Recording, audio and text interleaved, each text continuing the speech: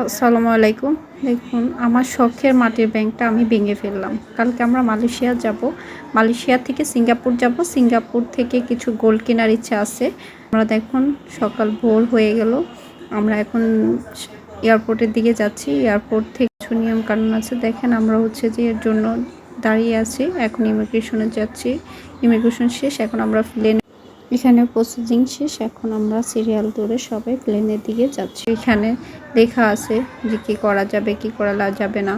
Seat বেল্টগুলো ঠিক করে বাঁধতে হবে। এরপরে দিয়ে যে দেখেন বাইরের ভিউটা কি সুন্দর, কি ভালো লাগছে, আর ভয়ও লাগতেছে এত উপরে আল্লাহ। আর আমাদের প্লেনে খাবারগুলো দিচ্ছে, খাবারগুলো আমরা খাচ্ছি। আমাদের প্লেন ল্যান্ড করলো। এই যে আমরা মালয়েশিয়া চলে আসছি। এখন ওদের এয়ারপোর্টে কিছু প্রসেসিং আছে, এগুলো শেষ করলাম।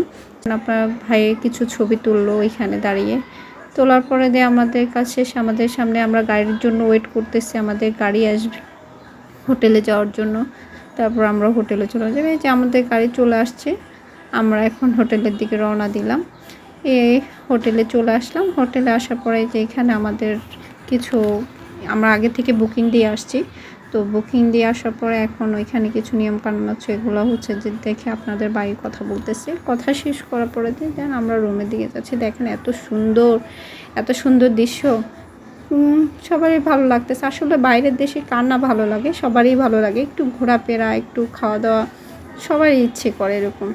টাইম শেষ করে আসলে আজকে অনেক টায়ার্ড, সব কিছু শেষ করতে করতে অনেক সময় লেগে গেছে। আজকে অনেক ভোরে উঠলাম, তাই টায়ার্ড হয়ে গেল। আপনাদের ভাইও টায়ার্ড হয়ে গেল। এখন রুমের দিকে যাচ্ছি। কালকে আবার অন্য কোনো ভিডিও নিয়ে কথা। আল্লাহ হাফেজ।